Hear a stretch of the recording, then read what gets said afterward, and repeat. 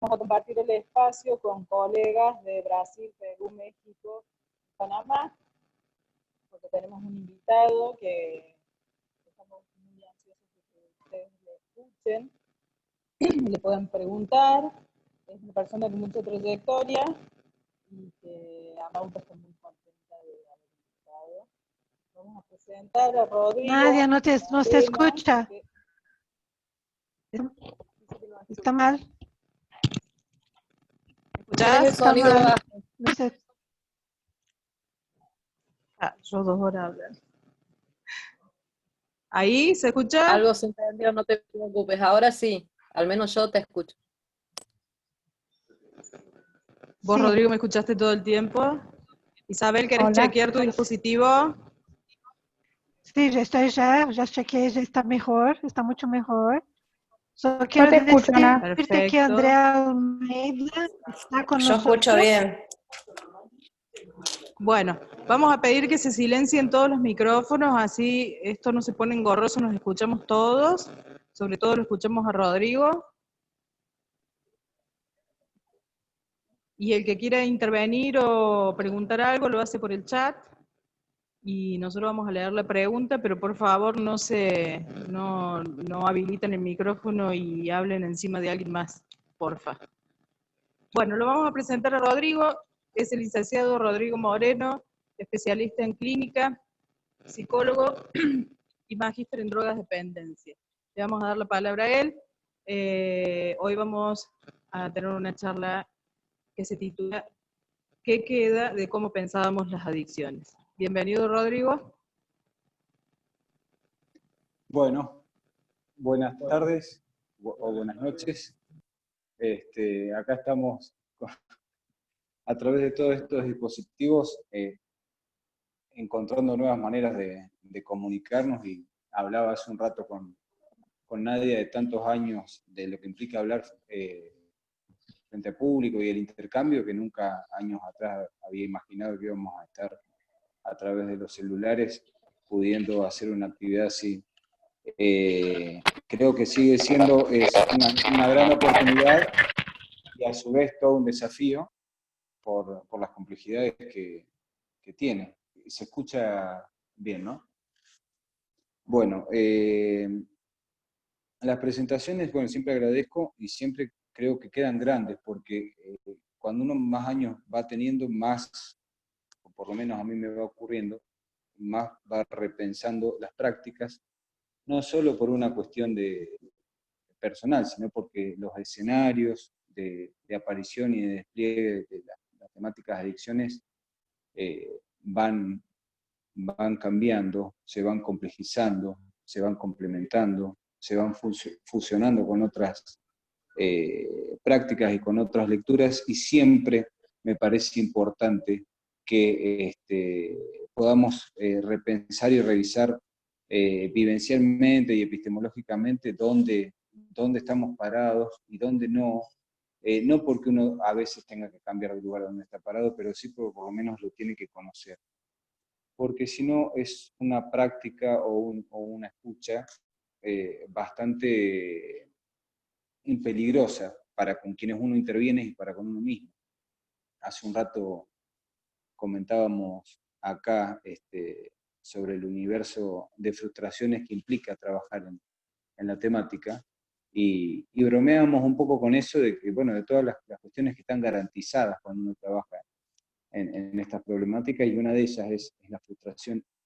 Y es todo un desafío, porque eso ya de por sí tiene que ver con tal vez las ideas con las cuales uno se posiciona frente a esto. Voy a intentar hacer esto libre y abierto, pero aclaro que, lo que decía al principio, lo que me resultaba más fácil convencionalmente es hacer esto e ir guiándome por expresiones, por caras, por gestos, y a partir de ahí hacer el intercambio, ¿sí? Así que vamos a encontrarnos en el desafío de intentar hacer algo similar, para no hacer una cuestión teórica, solo de desarrollar conceptos que fácilmente después podemos hablar o redondear. Vamos a tratar de usar un par de preguntas como disparadoras, como para poder empezar a navegar en este título que hemos dado, que hemos elegido en darle a esta charla, ¿sí? Hay una coma ahí en el mismo título que yo me quedé pensando si gramaticalmente correspondía o no, pero me quedé pensando si justamente esa coma o ese tal vez punto y coma nos puede permitir como para articular el puente o los puentes que queremos hacer. La pregunta es, ¿qué queda de cómo pensamos las adicciones? ¿Sí? Es una pregunta capciosa, como muchas de las preguntas que a veces me resulta interesante hacer, porque pone de manifiesto que más allá de lo que uno sepa o no sepa, hay un proceso activo de pensar la temática con la cual uno trabaja, en el cual uno va viendo qué cosas van quedando y qué cosas no, ¿sí? Es una pregunta que se da por sentada 2 o 3 respuestas. ¿Qué es lo que suelo hacer normalmente? Y me vuelvo a remitir a lo de lo presencial. Pararme en un aula, caminar, saludar y preguntar siempre qué piensan o qué sienten que es una adicción y de qué estamos hablando cuando hablamos de adicciones. Vamos a ver si de manera ordenada podemos hacer algo parecido a lo que se suele hacer en lo presencial. ¿Quién lo pueden hacer, o corríjanme si por ahí estoy planteando algo distinto de lo pautado, ¿no? O sea, lo que decía Nadia al principio, o a través del chat, o a través de algún comentario, abrir campo a un intercambio para después poder revisar y poder pensarlo teóricamente, clínicamente y vivencialmente, las cosas que vayan saliendo. ¿Quién quiere tirar la primera idea o la primera sensación con respecto a de qué estamos hablando cuando hablamos de adicciones? ¿Quién quiere tomar eso? Yo lo que suelo hacer, Rodrigo, es elegir yo. ¿Quién? Bueno, va a elegir nadie. Fabiola, ¿tenés ganas de comenzar este debate?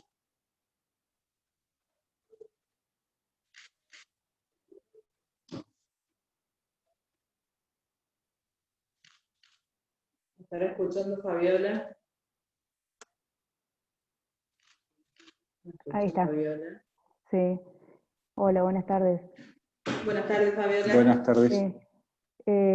Por adicción, lo primero que se me viene a la cabeza es la dependencia de algo, a algo. Depender de algo. Ajá. Depender de algo. La Sí, palabra dependencia... para el bienestar, digamos, como para un supuesto bienestar. Dependencia y bienestar. Bueno, Claro. les garantizo que la palabra dependencia la vamos a hacer pelota en toda la charla. Bueno, a ver, depender de algo para bienestar. A ver, vamos a darle una vuelta porque capaz que no puedo dejar llegar al final como para ir haciendo estas aclaraciones. Somos seres dependientes por naturaleza, ¿sí? Dependemos del aire, dependemos de la comida, dependemos de la sociabilidad, y si no, fíjense lo que ha pasado y lo que viene pasando en muchos casos con toda esta situación de aislamiento físico. El tema es cuando ciertas dependencias empiezan a tomar otros matices, ¿sí? Entonces, y ahí empezar a hilar un poco más fino en esta palabra clave que está buenísima, Fabiola, que les he traído, porque sí estamos hablando de dependencias y encima tenemos que aclarar que somos dependientes por naturaleza, que eso es algo bueno, pero que si se empieza a complejizar o mezclar con otras cosas, se pasa a transformar en algo complicado. Ahora, vamos a ver si le podemos empezar a sumar algunas otras vueltas a qué cosas pueden ir pasando para que ciertas dependencias pasen a transformarse en otro tipo de dependencias no convenientes. Pero no sé si antes que demos más vueltas al concepto de dependencia, ¿alguien más? Nadia, ¿te parece que querrá agregar con respecto a la primera pregunta sobre adicciones? Juan. Hola, ¿qué tal? Hola. Bueno, perdón. ¿Quién habló? Perdón. Álvaro, el otro Álvaro, porque hay dos. Hola, Álvaro ¿cómo Martínez. estás? Hola, Álvaro. Todo bien, todo bien. Quería agregar nomás, así me sumo, como un desequilibrio en las emociones, como para... Ajá, desequilibrio y emociones. Acá nadie va tomando, yo tomo notas mentales y nadie va tomando notas manuscritas, aparte de las mentales. Dependencia, bienestar, desequilibrio, emociones, hay movimiento, digamos, ¿sí? Bueno, después casi les aseguro que vamos a hacer algo con todos estos conceptos. Vamos a ver algo que nos domina, que no podemos estar sin ello, dice Noé. Bien, la palabra dominación está buena porque empieza a poner en escena, ahí estoy leyendo Rosa, Crisis. La palabra dominación está buena porque empieza a poner en escena que hay algo contrario a la libertad o contrario a la autonomía.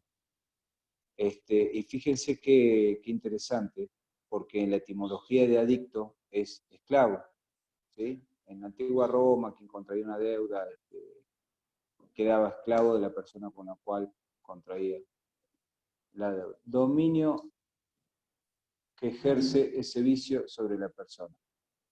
Ahí me interesa la forma en que formulan esa frase, ¿sí? Porque ahí estaban poniendo algo que yo lo pondría en tensión. No es que la cosa ejerce un poderío o un dominio sobre la persona, sino que lo disfuncional o lo adictivo se empieza a definir por la relación que entabla una persona con un objeto o con una sustancia.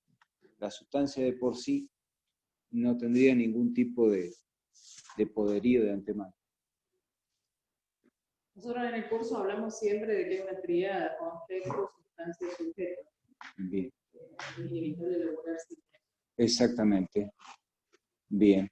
El contexto, digamos, es lo que hace que uno no pueda responder de manera taxativa y rápida ante preguntas que parecen tan elementales. Como suele ocurrir a los que trabajamos en esta temática, a veces pretenden que rápidamente les digamos la fórmula de la felicidad, el origen del universo y cómo se trabaja con adicciones y por qué alguien se droga o cómo tendría que hacer alguien para dejar de serlo. Son preguntas que son imposibles responder desde esto que ya venimos señalando y recordando con Nadia. Si es una triada, por lo menos una triada, ¿sí? ¿Cómo pensar en la complejidad que tiene esto? Algo que depende de una historia, que depende de un contexto, que hay factores biológicos también, pretender una respuesta rápida y dar una respuesta con respecto a alguien que no conocemos y que no hemos trabajado y que no hemos estado trabajando, ¿sí? Y aparte es presuponer algo, y acá tal vez empiece a poner un poco en tensión, pero tengo el tiempo después para poder aclarar esto que voy a decir. Entonces, lo podemos empezar a desenredar. Ir directamente al objetivo, la idea de que alguien tiene que dejar el consumo o que el consumo es algo nocivo, implica partir de un montón de presupuestos, ¿sí? Yo no digo que piense o que sienta lo contrario de eso, pero implica presuponer todo eso. Y nos vamos a encontrar con un grupo, con un sujeto, con una persona que no necesariamente lo ve desde esa óptica, ¿sí?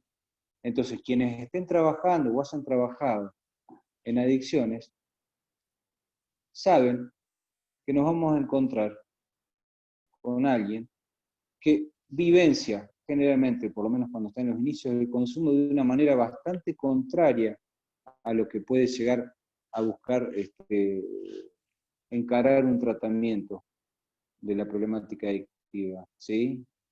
¿Qué es lo que suele ocurrir por ahí si uno no echa a andar estos interrogantes? Parte del hecho de presuponer que la persona que está frente a nosotros, si es que hemos logrado una situación de entrevista, tiene un problema, que no lo reconoce y que tendría que dejar de consumir. Esos son presupuestos, no necesariamente en esa dirección vamos a estructurar un tratamiento. Eso tiene que ver con lo que nosotros creemos que sería lo ideal, ¿sí? ¿Cuál es el peligro de esto? Estar repitiendo lógicas que también tengan que ver con la adicción, ¿sí? El sobreentendido, el no preguntar, el no hablar, y el manejarnos con lo ideal, ¿sí? Y es una respuesta que solemos dar en distintos contextos. Bueno, en tal situación, bueno, lo ideal sería tal cosa. Lo ideal nos ha estropeado gran parte de la vida porque lo hemos confundido como, hemos confundido el horizonte con el camino, ¿sí? Entonces nos quedamos por ahí pataleando, pensando que en algunos casos no hemos logrado avanzar en un montón de cosas con un paciente o con los pacientes por lo ideal, y de repente se han logrado un montón de cuestiones, y un montón de cosas, ¿sí? Entonces, a veces es un ejercicio de intentar conciliar o acercarse un poco más a la realidad para no replicar lógicas que también tengan que ver con lo adictivo, ¿sí? Pero me gustaría seguir escuchando, leyendo, qué comentarios van surgiendo en relación a esto. Juan Astorga, ¿tenés ganas?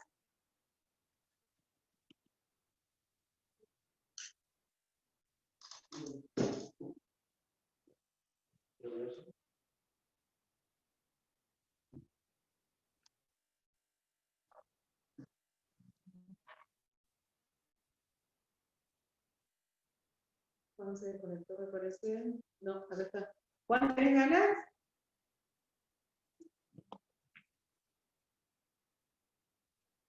No.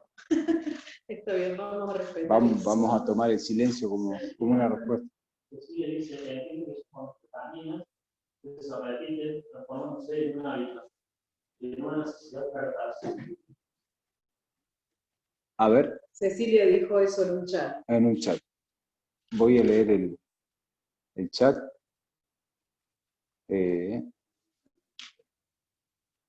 Entiendo que son dañinas que se repiten transformándose en un hábito y en una necesidad para la persona.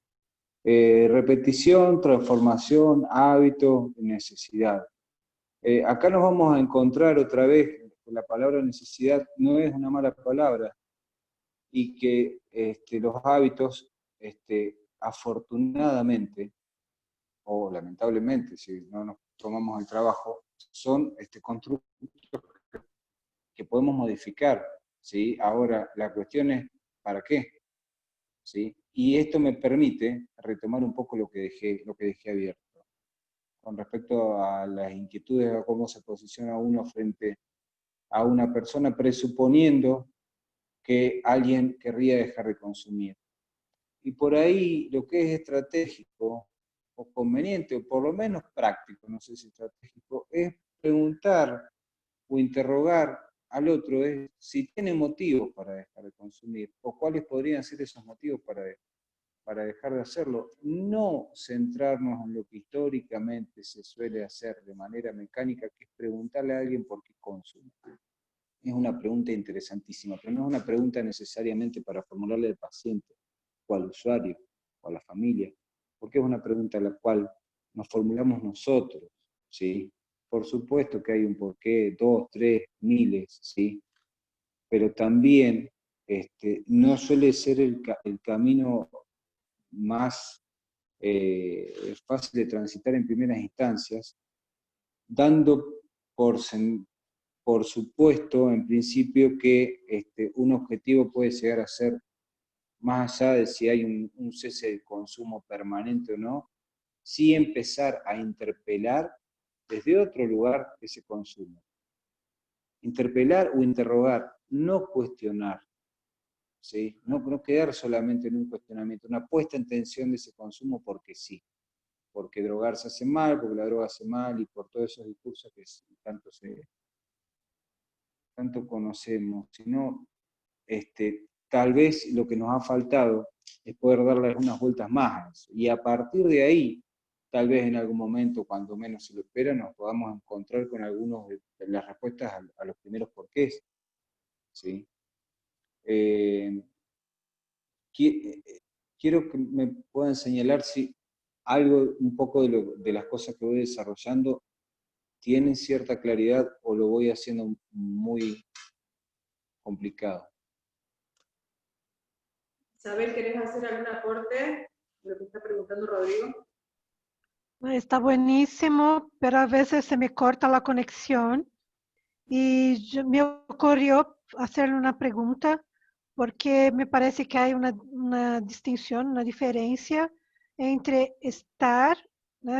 Usar, bueno, soy dependiente, soy una persona dependiente o estoy dependiente de algo, porque me parece que hay algo distinto ahí, ¿no?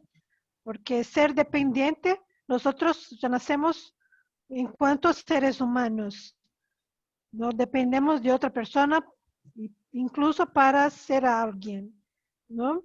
Ahora, en relación a sustancias químicas, estamos dependientes, necesitamos realmente estar en esta situación. ¿Y cómo manejar eso? El Bien, ser gracias. y el estar. Gracias, Isabel. Es muy interesante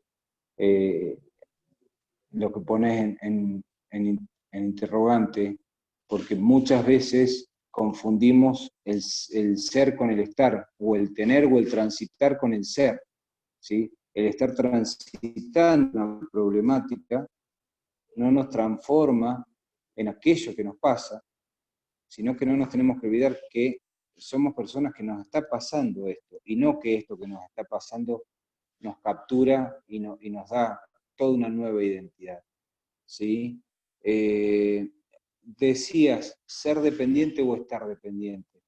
Yo te diría, por ahí, como una comodidad del discurso, un poco tomaría las dos, ¿sí? Y esto que señalé, y que vos señalabas también de la dependencia, hay una situación de dependencia que es cultural, que es natural de la condición humana, y que a veces esa condición de dependencia lamentablemente se traslada a escenarios más complicados, más vinculados a la muerte, más vinculados a la destrucción. Entonces tal vez no podemos cambiar la cuestión de ser dependientes, pero sí el cómo, el cuánto, el dónde, ¿sí? Porque lo otro es una ilusión un poco peligrosa. ¿A qué voy con esto? Lo contrario a dependiente sería independiente, ¿sí? Ahora yo me pregunto, ¿qué nos vamos a representar? Ahí Valeria dice es una enfermedad crónica.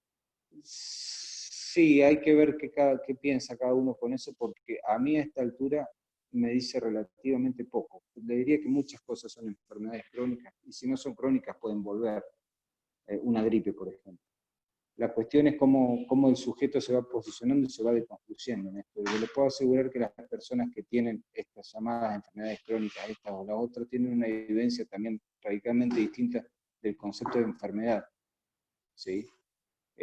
Porque a veces la palabra enfermedad remite como a un estado transitorio. Entonces ponerle la palabra crónica en algo que muchas veces se asocia a algo transitorio es una explosión conceptual que reparte izquierdas por todos lados, ¿sí? Pero vuelvo a esto, ser dependiente es tal vez inevitable. La cuestión es si esas dependencias las vamos a ejercer o las vamos a desplegar en contextos que nos desvinculan de la vida, y que lo que suele ocurrir en las adicciones químicas, es mucho más notable, es esto. Recién leí en uno de los chats, alguien decía justamente esto que estoy empezando a ampliar, que las adicciones no son solo las drogas. Claro que no. Las adicciones son un espectro de problemáticas amplísimas, ¿sí?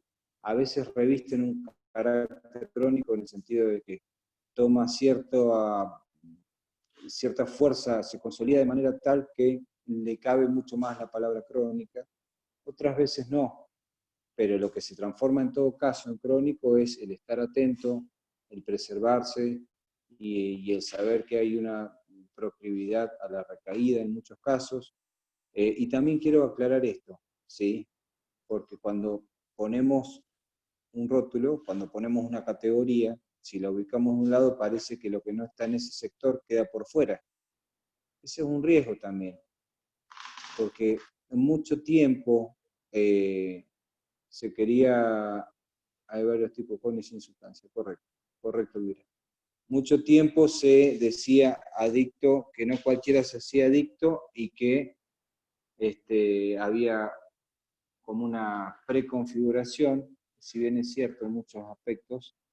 El peligro de estas aclaraciones es que parecía ser que cualquiera que quedaba fuera de esta definición no tenía riesgo a desarrollar una adicción en ningún momento de su vida. Y después nos fuimos encontrando en la clínica de las adicciones que en muchos casos que no nos encontrábamos con ninguno de la formulita que se decía al principio con respecto a requisitos o prerequisitos para transformarse en adicto. Y daba toda una serie de características de personalidad. Y de repente nos encontrábamos con un sujeto que socioafectivamente y culturalmente no tenía nada que ver con esta lista y que capaz que desarrollaba una adicción a los 60 años. Yo me suelo encontrar con muchas personas que empiezan a desarrollar algún tipo de consumo problemático, llamémoslo adicción o no, ese es otro tema, pero sí un consumo problemático, a edades avanzadas, ¿sí? Entonces, necesariamente lo que por ahí nos va a permitir un trabajo un poco más hondo y más eficiente, si uso esa palabra que no me convence de todo, pero no se me ocurre otra. Lo que nos va a permitir más un trabajo de ese estilo es poder saber que lo interesante es trabajar e ir a las tramas subyacentes en relación a los consumos, ahí hablo en plural, o a los consumos problemáticos. Y me meto en otro lío y en otro brete. Si hablamos de consumos problemáticos, quiere decir que tenemos que hablar de consumos que no lo son. Pregunto, ¿qué pueden llegar a decir en relación a eso?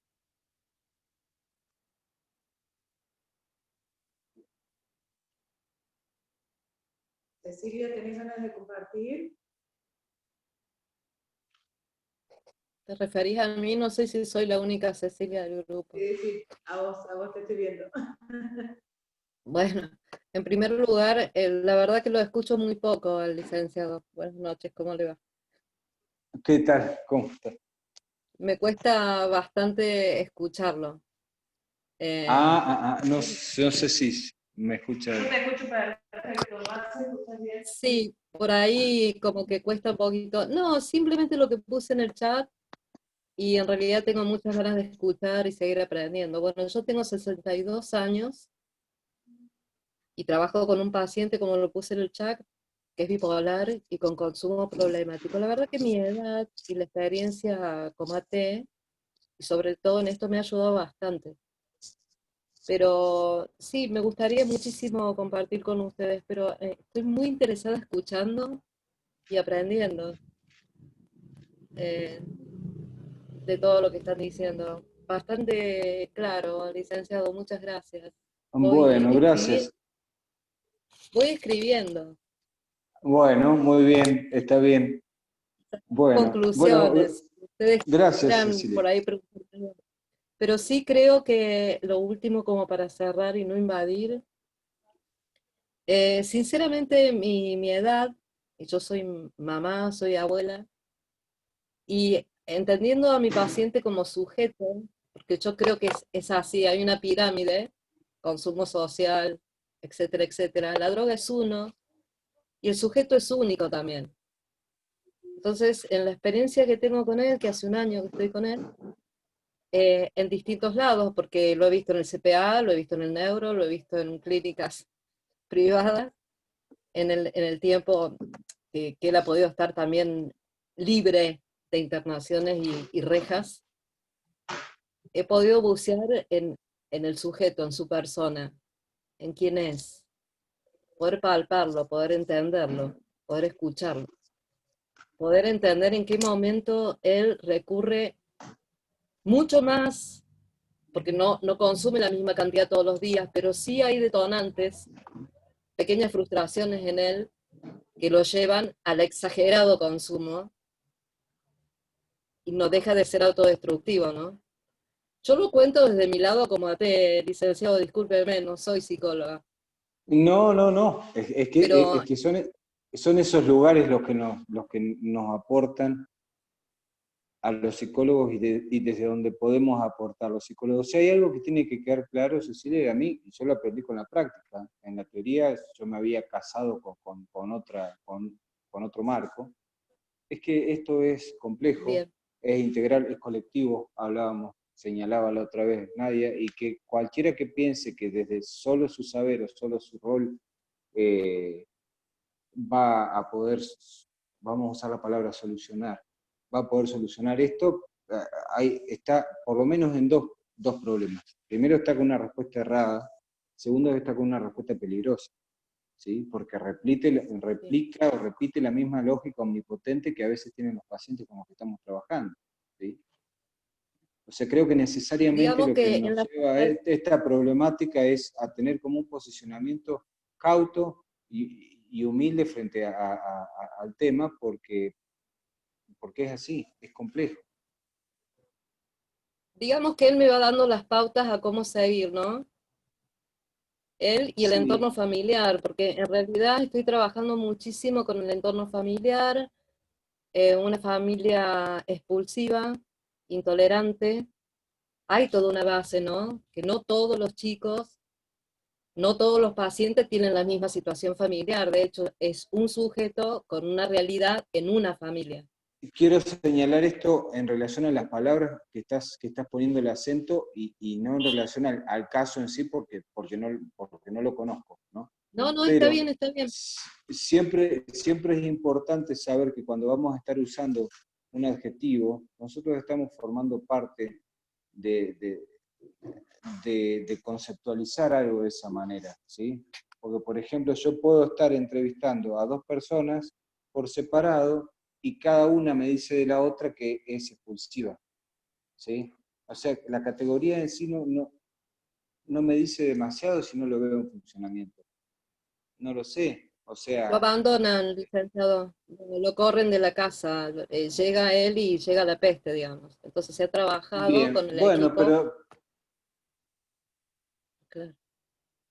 A eso me refiero, hay, digamos, ese es mi aporte, cómo trabajamos como AT, o cómo bien, fue, perdón, humildemente lo digo, mi trabajo con él, tomarlo como persona, no ignorar su patología, él tiene una patología de base, que eso también tiene mucho que ver, tiene muchísimos problemas de conducta, entonces hay Cecilia, como que hay que te ir interrumpo un separando y hay que segundo. ir tomando granitos.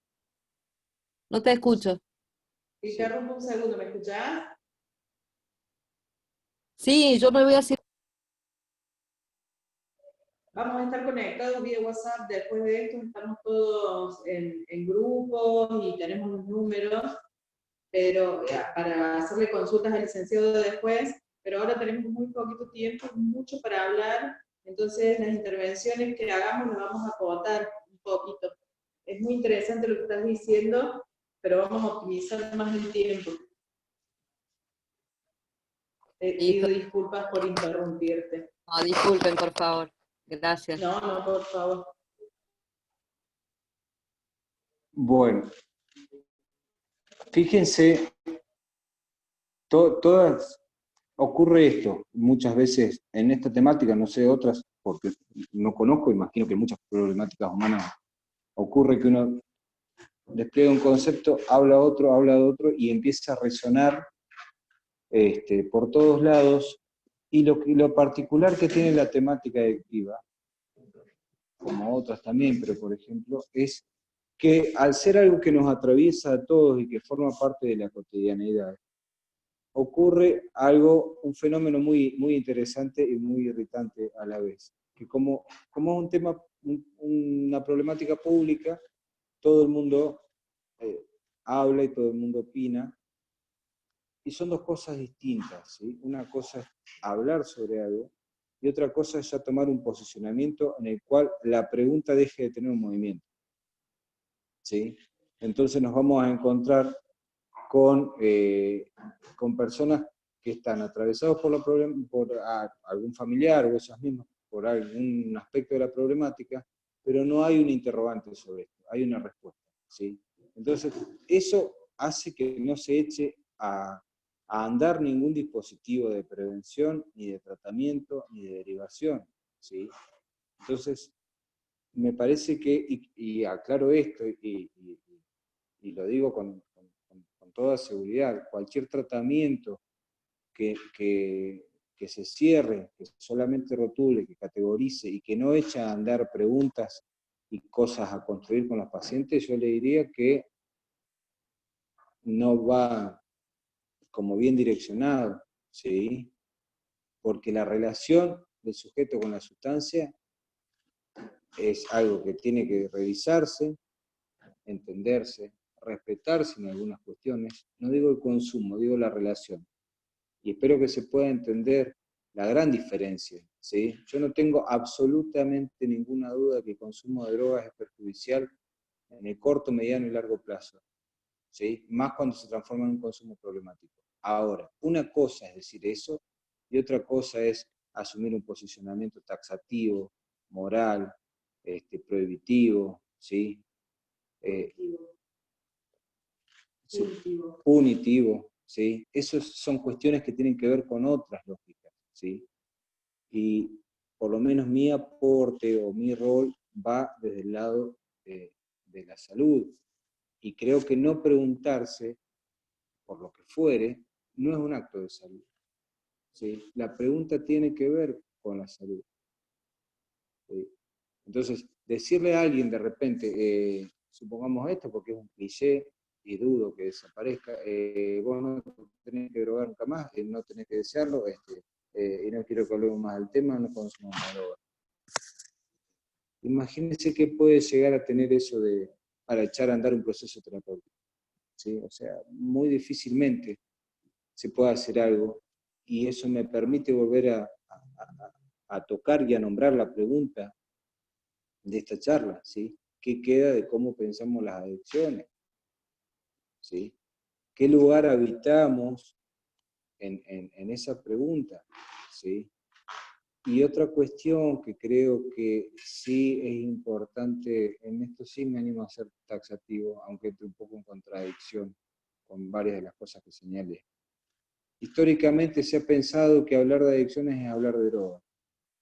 Es secundario, porque si estamos hablando de adicciones comportamentales, empezar a describir los efectos de una sustancia, a mí no me dice demasiado. Una cosa es hablar de drogas y otra cosa es hablar de consumidores de drogas, ¿sí? Entonces entrar en una cuestión química o toxicológica que es necesario saber algunas cuestiones, y para eso está bueno que lo hable un toxicólogo, supongamos, no nos va a permitir a veces de construir o pensar estrategias preventivas de tratamiento, ¿sí? Entonces es ahí donde han por ahí estado equívocos en parte muchos de los procesos, o muchos de los programas preventivos que se han ido desarrollando durante décadas. Hoy en día no, afortunadamente nos encontramos con dispositivos y con estrategias más sofisticadas y que tienen en cuenta todos los factores inespecíficos, ¿sí? Pero es como que la arista de la información sobre las drogas es una parte mínima de la temática, y aparte presupone, nos habla mucho de quien elabora esa estrategia de prevención, porque nos puede hacer pensar que quien elabora esa estrategia de prevención piensa que el que consume drogas porque no tiene información sobre las drogas, y que si tiene esa información sobre las drogas no se va a drogar. Nada más alejado de la realidad. Nos encontramos con que mucha gente que no consume drogas no tiene conocimiento de drogas, no consume drogas por otras razones. O que muchos pueden tener un conocimiento informativo, pero no vivencial con respecto a lo que tiene que ver el perjuicio, ¿sí? No sé cómo estamos con los tiempos, si por ahí podemos hacer una pausa y organizamos después para la segunda parte. Bueno, perfecto. Vamos a hacer una pausa de 10 minutos. Rodrigo, ¿te Dale. parece? Sí. Perfecto, nos desconectamos. Apaguemos la cámara, silenciemos los micrófonos, pero no se salgan. Y volvemos en 10 minutos.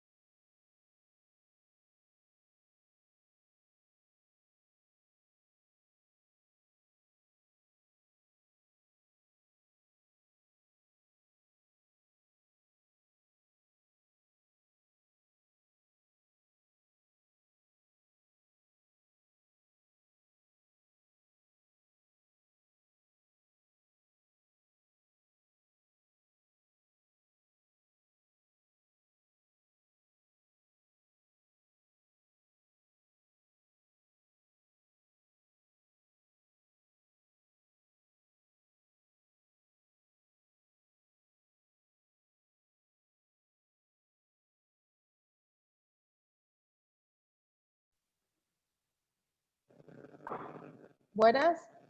¿Estamos todos? ¿Estamos todos? ¿Todos conectados? ¿Todos conectados? Vamos a Vamos a chequear un chequear un poquito. poquito.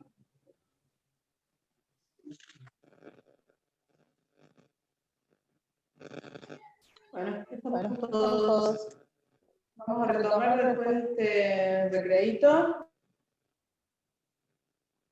Espero que hayan pensado un poco en lo que se venía hablando, se hayan llenado de preguntas. Bueno, Rodrigo, la palabra es tuya.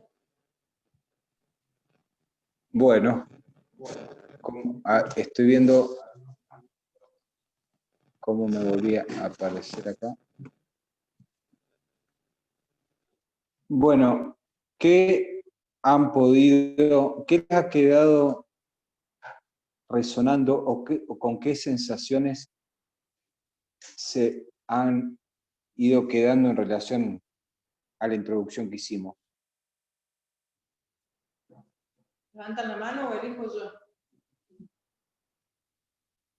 Edgar, ¿tenés ganas de contarnos? Sabía que me iba a mandar al frente. Sí. Bueno, me quedaba, vine escuchando en el auto, me quedé con esto de que es la adicción, el aspecto de la etimología de la palabra, que significa no hablar. Lo que se compartía también esto de que la adicción no es sobre la droga, no es sobre las sustancias, sino más la conducta adictiva hacia algo, que no necesariamente tiene que ser una droga, legal o ilegal.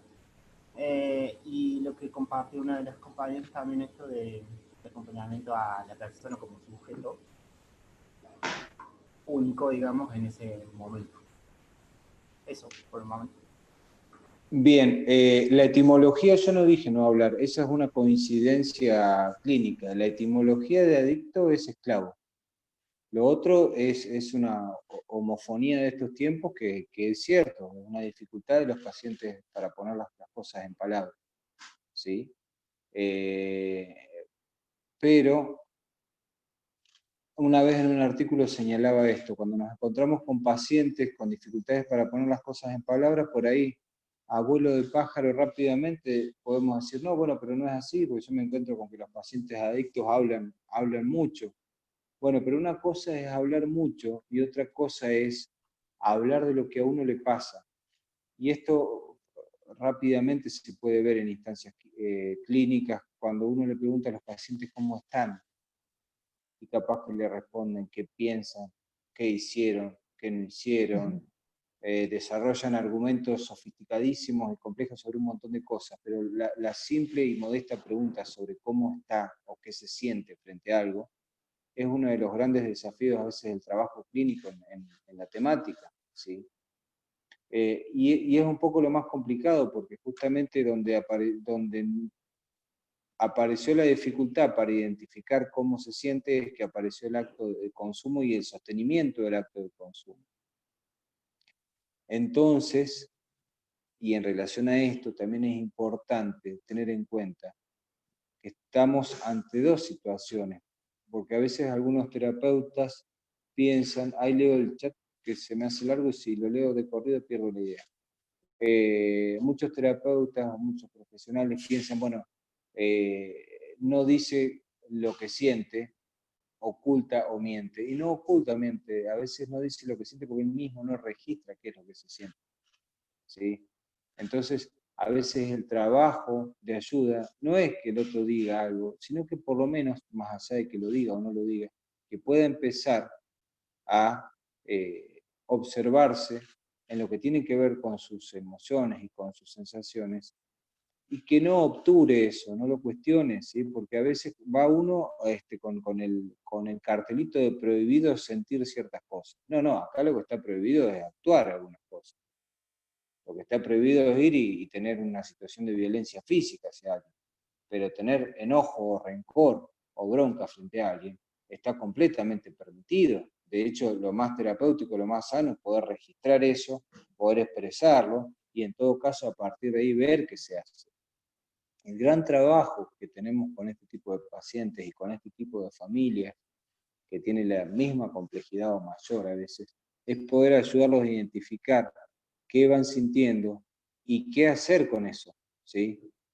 Y porque acá aparece un gran dilema, y viene de la mano también de otra sensación, otro prejuicio que tiene que ver bastante con esto. Pensar que el sujeto, la persona adicta o consumidora, consume solamente cuando está mal. Ese es otro prejuicio. Generalmente los pacientes, los consumidores problemáticos, consumen frente a cualquier emoción, ¿sí? Hay uno de los personajes de Bukowski, fundamentalmente el principal, que es un escritor norteamericano, uno de los últimos escritores malditos, falleció en los 90, se hizo famoso de grande, hace decir a uno de sus personajes, siempre hay una buena excusa para tomar, ¿sí? Cuando estás bien para festejar, cuando no pasa nada para que pase algo, y cuando estás mal para estar mejor. Y creo que detrás de esta frase, que se usa muchas veces en contextos humorísticos, está la estructura de funcionamiento adictivo, ¿sí? En relación al consumo de sustancias o en relación a la actividad ante la cual uno ya desarrolló una adicción, ¿sí? Puede hacer el trabajo, puede hacer el deporte, puede hacer internet, ¿sí? Ayer tenía una primera entrevista, y un paciente me relata, me dice, mirá, cambié una adicción mala por una adicción buena. Y me relata, ahora voy a cuestionar completamente esa frase, pero si la cuestiono ya, pierdo el relato. Y me desarrolla cómo había pasado del consumo de cocaína y alcohol abusivo diario de muchos años a todo un cambio en su conducta alimentaria y a correr una cantidad muy grande de kilómetros por día y actividad física. Bueno, lo escuché, trabajamos un poco esa situación y señalo esto: no hay adicciones buenas o adicciones malas. Hay objetos distintos a los cuales se desarrolla una adicción. Y la adicción siempre es algo negativo, ¿sí?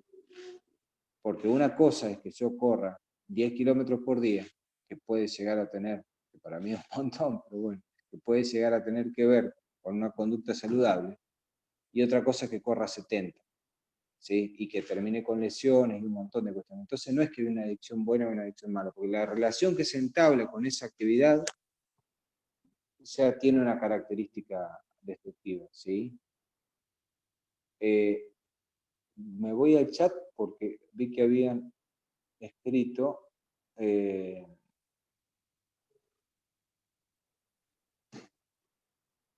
importante, capaz que yo veo que hay partes que dicen privado y otro para todos, así que supongo que los que son en privado no los contesto para todos. Hablan del vínculo entre el profesional y el paciente y la tranquilidad que le dé el profesional. Bueno, creo que todos de alguna forma sabemos que el vínculo es una cosa elemental y nos constituye como sujetos, así que sin vínculo no tenemos nada. El tema es que estos vínculos también, si se intoxican, puede llegar a ser lo mismo que nos hundan. Entonces, por eso es tan importante la supervisión y a veces la terapia personal en todas las problemáticas humanas. En adicciones seguro, porque si no uno termina, porque lo que no se puede poner en palabras se pone en acto, lo que no se pone en acto se pone en cierta forma de vincularse, ¿sí? Entonces a veces uno siente o vive como en carne propia las toxicidades de la forma de vincularse del paciente y corre el riesgo de actuar ciertas cuestiones, ¿sí? Y que esté ahí en un punto en el cual se puede superponer las características de este paciente con algunos puntos ciegos, algunas cuestiones que uno pueda llegar a tener medio en carne viva, y se arma una combinación bastante peligrosa, ¿sí? No sé si querés. A mí me gustaría que amplíes eso del vínculo entre el profesional y el paciente sin supervisión. Ampliar esto del profesional y el paciente sin supervisión, a no ser que alguien tenga muchos años de experiencia, y que igual de alguna forma siempre se termina habiendo una supervisión o una covisión, Primero es interesante, es necesario supervisar y es importante porque es algo que nos va limando en la omnipotencia, ¿sí? O sea, es alguien que nos va, y eso nos pasa a todos, ¿eh? Imagínense que yo tengo años y por ahí tengo que ir a supervisar, y me señalan algo que de repente es como un error capaz que muy notable, uno tal vez le choca desde el narcisismo, pero es una construcción necesaria porque aparte es el mismo trabajo que uno tiene que ir haciendo con los pacientes en algunas cuestiones, ¿sí? Hay que ver qué dificultades se plantean para con realizar la práctica de supervisión, o qué argumentos o qué excusas uno busca. Hoy en día la no presencialidad no sería como una excusa suficiente, ¿sí?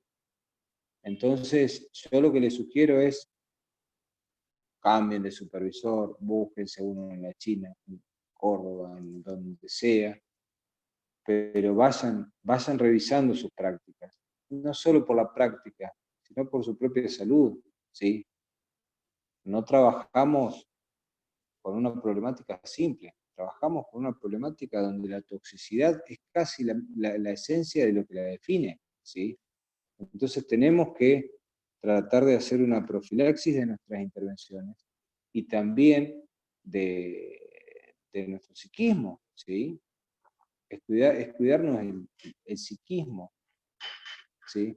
Lo que pasa es que por ahí, cuando se tratan de prácticas técnicamente médicas, donde el instrumento es el cuerpo, pareciera ser más fácil cuidarlo, ¿sí? Y hoy en día lo vemos permanentemente, ¿sí? O barbijo, lavado de manos, un conjunto de cosas que intervienen directamente sobre el cuerpo concreto. Entonces podemos identificar una práctica cuando nos protege y cuando no nos protege. En cambio, los vínculos terapéuticos, no, ¿sí? Hay un encuadre externo que es relativamente fácil de manejar. Y hay un encuadre interno que es el más complejo.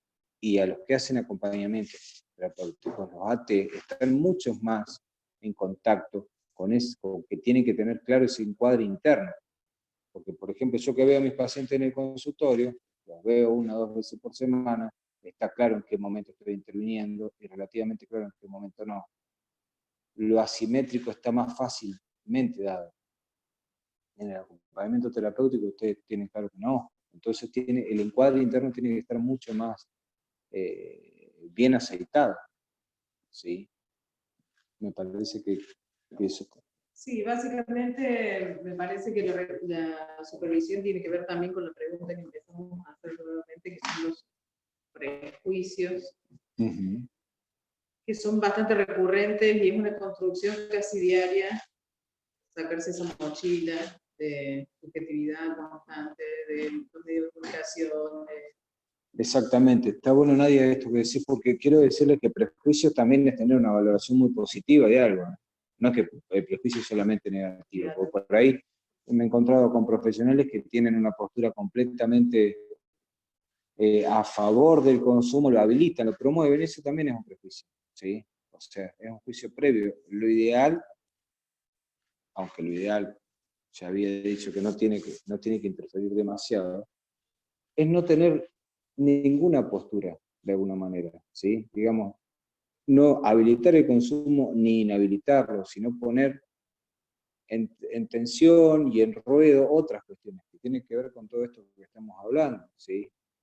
Porque aparte, hay una cuestión dinámica. Entonces, vuelvo a esto cuando yo les preguntaba sobre los motivos que pueda llegar a tener una persona para dejar de consumir.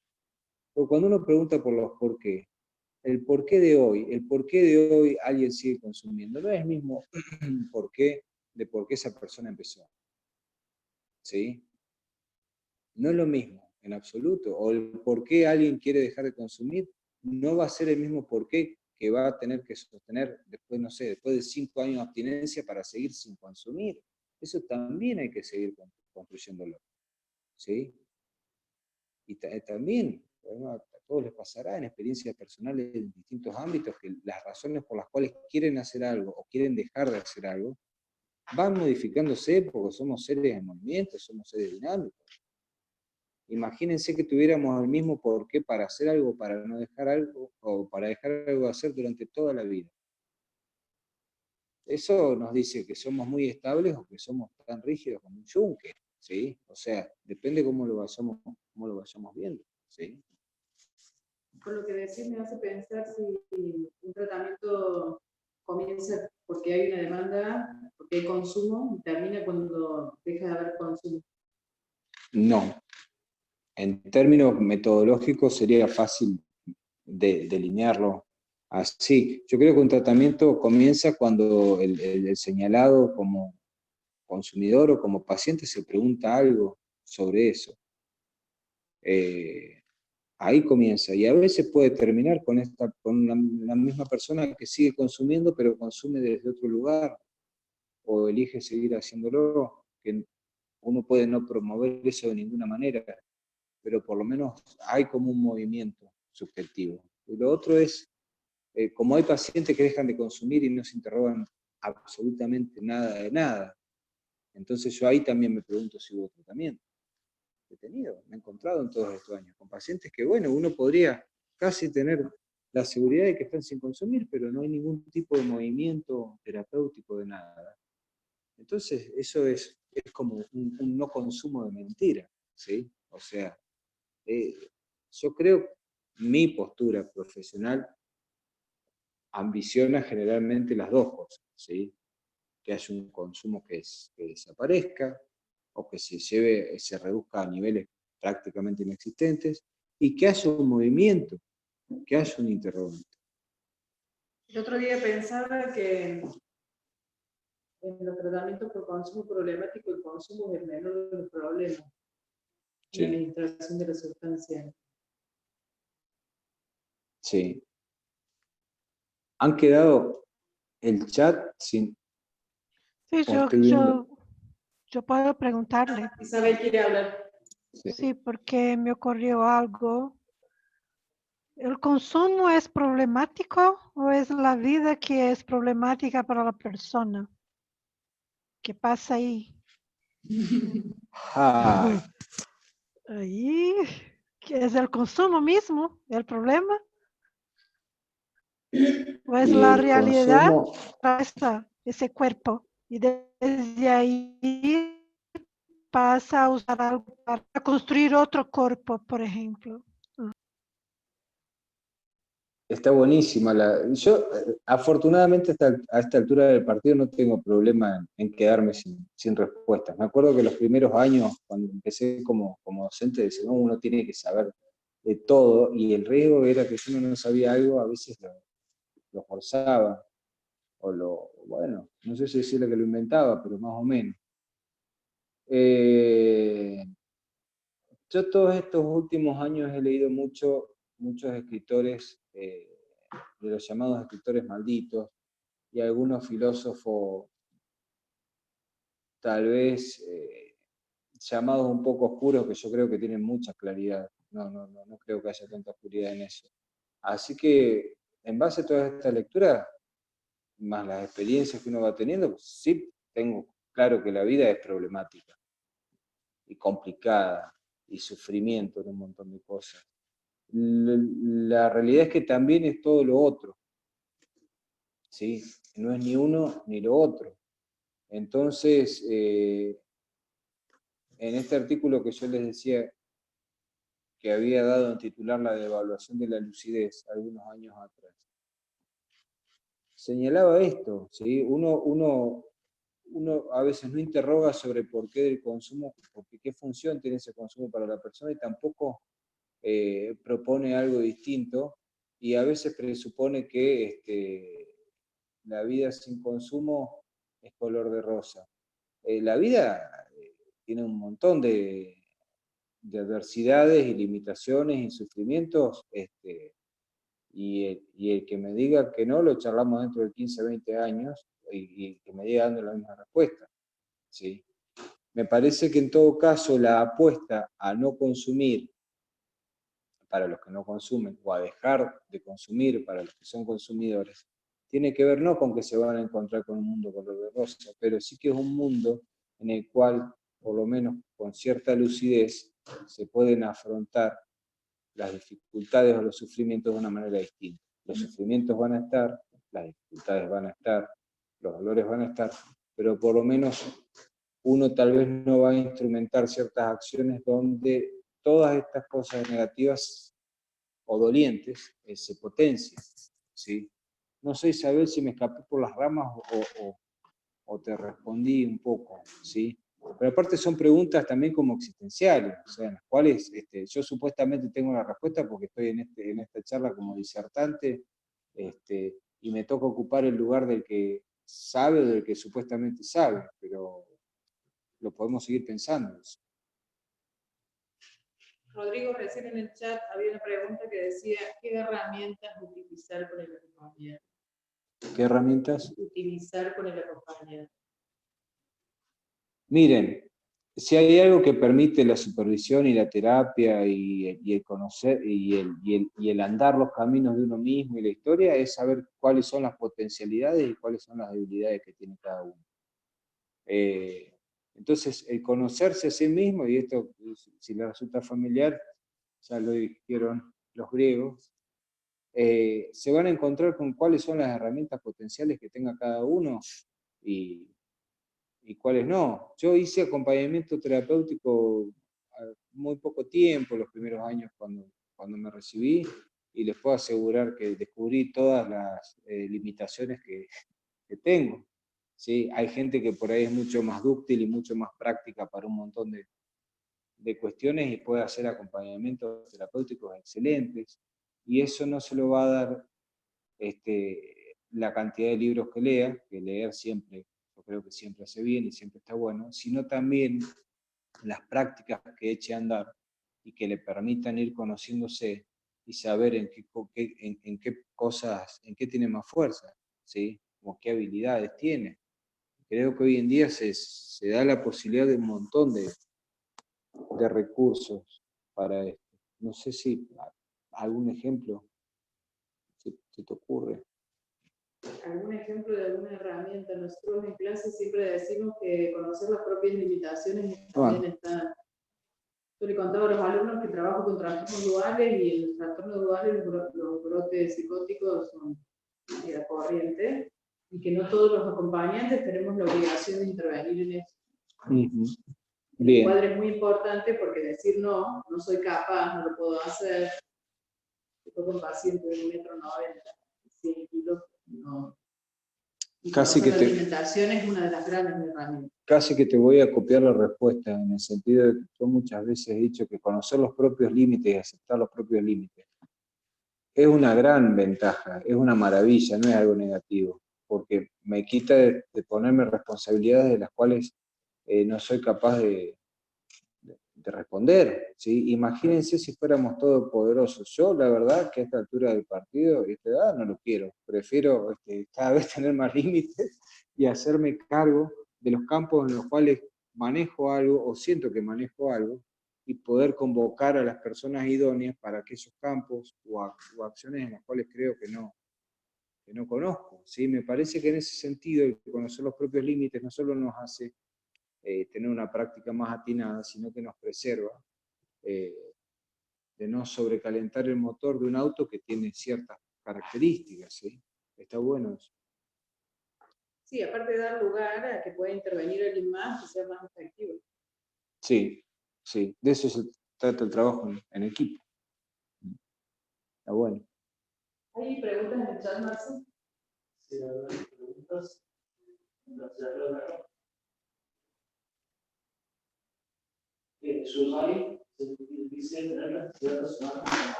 Bien, esa famosa plasticidad tiene que ver con esto del encuadre interno, ¿no? En qué punto marcar un borde, un límite, y en qué punto poder ser plástico.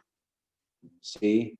Alejandra, son importantes los límites con el paciente para trabajar. Sí, ahora hay que ver cuál es el estilo de poner límites que tiene cada uno. ¿Sí? Porque a veces yo me suelo encontrar cuando supervisan o algo, con por ahí personas que tienen muy claro el enfoque que le tienen que dar a una intervención, pero la intervención la hacen de manera desatinada, ¿sí? Entonces, la intervención sí era poner un límite, pero a veces lo hicieron de una forma o muy dura, o muy blanda, o poco clara, ¿sí? Entonces, a veces es trabajar eso, y eso, bueno, eso se aprende en campo. Indicador, poder conocer lo que sí, lo que no. A ver que la vuelvo a leer esa. Vane. Hasta dónde sí, hasta dónde, y hasta dónde ya no. También, el ya no es la misma conjugación que decir no. El ya no quiere decir que a veces hay cuestiones que se habilitaban en algún momento y después ya no se habilitaban. Que tiene que ver con este proceso dinámico, ¿sí? Con este proceso, la palabra proceso ya de por sí es dinámico. Podríamos estar siglos hablando, me parece. ¿Hay más preguntas más en el chat? Sí. Alejandra dice, es importante el cambio de hábito, compasión siempre y conectar. El cambio de hábitos y...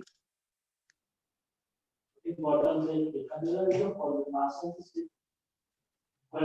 sigue cuando es fuerte. Bien. El cambio de hábito y el respeto en el sentido de que también es algo que digamos, no es que agarra el hábito, acá lo saca y lo tira. Digamos, es como una deconstrucción. Hay una no internalización de los límites.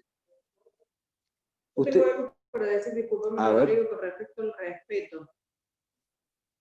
Yo trabajo en salud mental comunitaria en barrios bastante complicados a nivel socioeconómico y son muy violentos. Muchos de los usuarios me han faltado gravemente el respeto y he tenido que poner algún límite, pero es importante entender que esto no es personal, que de ninguna manera me están insultando a mí como ser humano. Es una situación que nos encuentro los dos, una situación de trabajo, él en una situación más vulnerable, y de ahí brota el insulto que bajo ningún concepto lo hago propio, ni por eso es muy ambiguo esto de pedir respeto. Exactamente, bueno, eso es clave, digamos. Cuando uno dice, me trató bien, me trató mal, me mintió, me dijo la verdad, no es a uno no está, me parece, en ese escenario como fulano de tal. A no ser que sea un amigo, un familiar, pero no estaríamos hablando de una intervención desde un lugar profesional, sino desde otro lugar, ¿sí? Como a todos nos puede haber pasado. Pero cuando se nos convoca, o como ateo, como psicólogo, en un lugar profesional, se nos está convocando desde ese lugar. Entonces, si hay un insulto, o sea, digamos, no es hacia nosotros. Si hubiera una situación de violencia física, bueno, capaz que no es hacia nosotros, pero el cuerpo que está siendo golpeado sí es nuestro. Pero me parece que esa es una forma de preservar y también de entender que a veces en ciertos funcionamientos con algunos matices psicopáticos se pueden buscar acercar el vínculo más como desde lo fraternal o amistoso, cuando no lo es. ¿Sí? No es ni que estamos a 400 metros del paciente de distancia, digo como metáfora, y tampoco estamos pegados, ¿sí? Porque no somos los hermanos ni los amigos. Y si nos toca que algún amigo o algún hermano familiar consume, ayudémoslos de todos los lugares menos como profesional, ¿sí? Porque también tiene que ver con esto que señalábamos hace un rato, la práctica, la intervención y el cuidado nuestro, ¿sí? Yo lo que les ofrezco es, yo calculo que van a ir surgiendo un montón de temas, ¿sí? Y a veces viene la pregunta, no alcanza. Leo esto de Andrés. ¿Cuál es su opinión sobre el uso de la tecnología en el proceso de recuperación médica y terapéutica? Excelente la pregunta. Creo que es un complemento que puede ser muy, pero muy útil y muy bueno. Y uso la palabra complemento, ¿sí? O sea, para que no se confunda el medio con el fin. O sea, el medio sigue siendo el vínculo. El vínculo está pudiendo ser ejercido a través de una tecnología, pero seguimos teniendo un vínculo, ¿sí? No es que por ahí uno dice, o algunas personas dicen, bueno, no, pero sin vínculo no hay nada, y con el celular, no, sigue habiendo vínculo, en todo caso hay interferencias, se colgó, uno queda ahí congelado y el otro sigue hablando. Son interferencias sobre el vínculo, pero también son escenarios en los cuales permiten que no solo en aislamiento social preventivo, sino en las distancias geográficas, que se puedan seguir permitiendo algunas cosas. Yo creo que es una gran oportunidad y un gran recurso que hoy tiene el hombre, pero que no se tiene que confundir también que es una cosa o la otra, ¿sí? O por ahí las primeras semanas, cuando fue lo de la cuarentena, por ahí me preguntaban en entrevistas o en algunas jornadas por internet si era una cosa mejor que la otra. Yo en ningún momento establecí que una cosa es mejor que la otra y que si está una no tiene que estar la otra, sino que son recursos y que hay que aprovecharlos y que hay pacientes en los cuales les puede resultar muy útil y otros no, ¿sí? Yo me encuentro con pacientes con que no quieren volver a lo presencial ahora porque se llevan muy bien con este tipo de dispositivos o intervenciones, y otros que me dicen, no, yo voy a esperar que vuelva a lo presencial porque la verdad que esto de hablar por un teléfono no me sirve, ¿sí? Ahí Leonor, que es alumna del curso, preguntaba si tuviste alguna experiencia con el enfoque de entrevista motivacional. He leído, miren, uno a veces con los años termina usando herramientas de muchos marcos teóricos y denominándolas de otras maneras, ¿sí? Mi formación inicial, teórica, yo hago clínica psicológica general también, ¿sí? O sea, no solo trabajo con pacientes adictos, sino con pacientes que no tienen problemáticas adictivas. Mi formación inicial viene de la mano del psicoanálisis. Por supuesto que no estamos hablando de un psicoanálisis ortodoxo ni nada de eso, y afortunadamente los pacientes adictos me han permitido recuestionar y repensar un montón de las prácticas, ¿sí? Pero la respuesta es sí, ¿sí? No, mi formación más exhaustiva no es dentro de esa línea, pero sí sé que si no conocemos o no trabajamos en las motivaciones de los pacientes, no vamos a poder llegar a ningún lado. ¿Sí? ¿Hay preguntas en el chat o querés que... André, preguntas. No, ese es el que se muy. No. Bueno, ¿alguien quiere hacerle a Rodrigo una pregunta? Sí, yo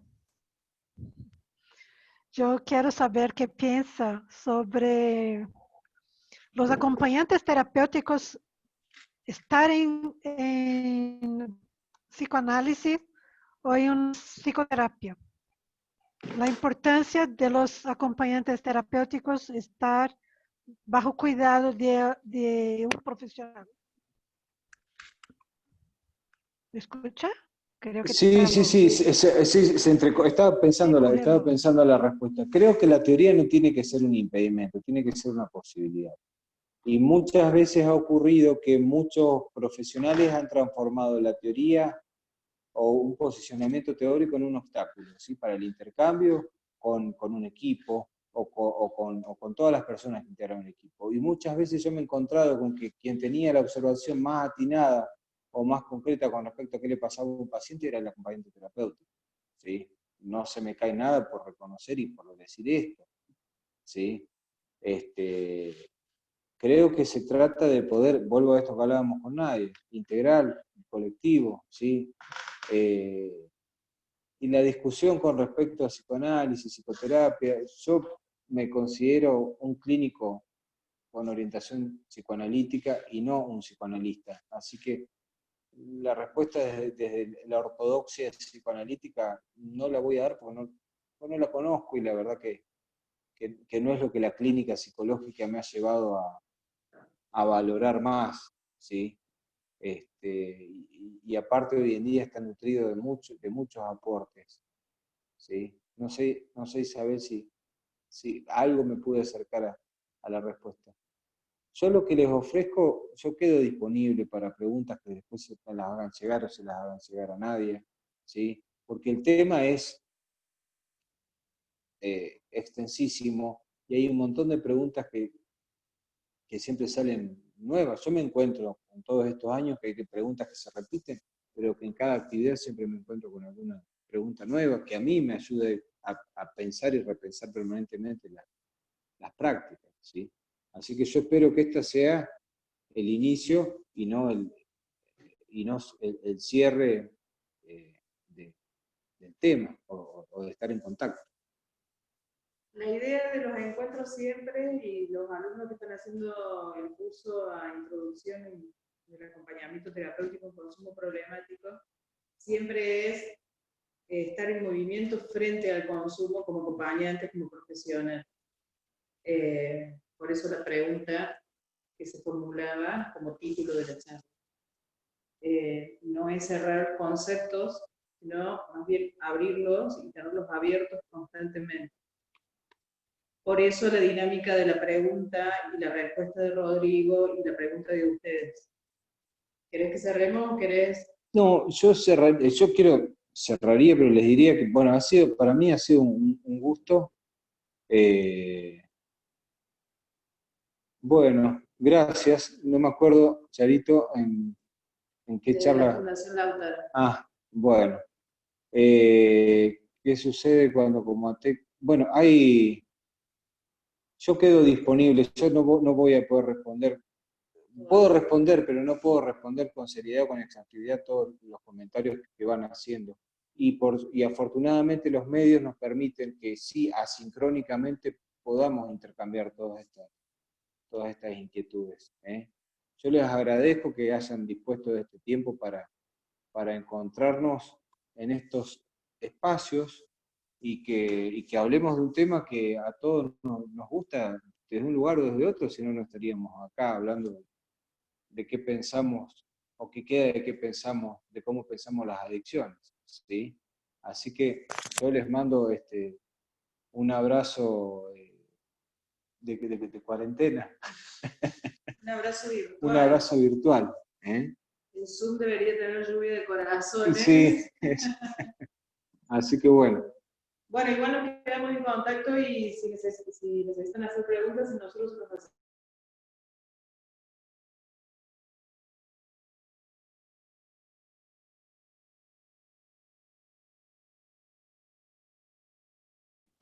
Sí, ¿podrían poner un teléfono para contactarlos, por favor?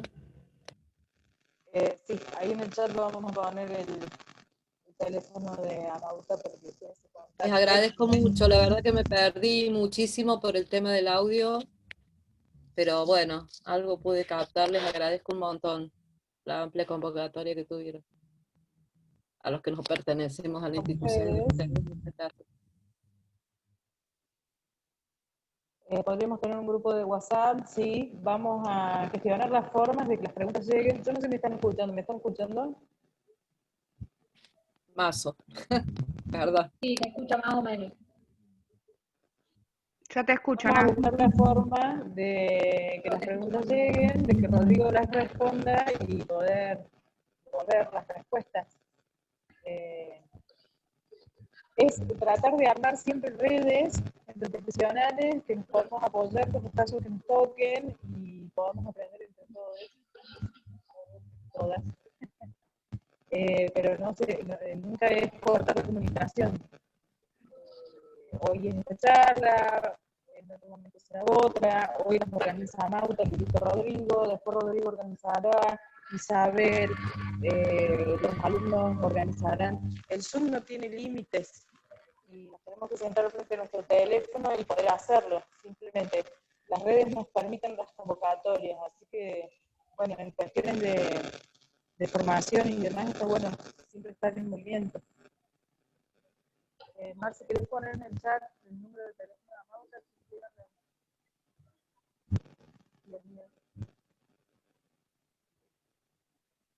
Bueno, pídanos por privado. A los teléfonos los pasamos y el que esté interesado en hacer preguntas le vamos a hacer llegar a Rodrigo. Les deseo buenas noches a todos y muchísimas gracias por escuchar, por el respeto, por la participación. Que tengan linda noche. Muchas gracias. Gracias. Muy interesante.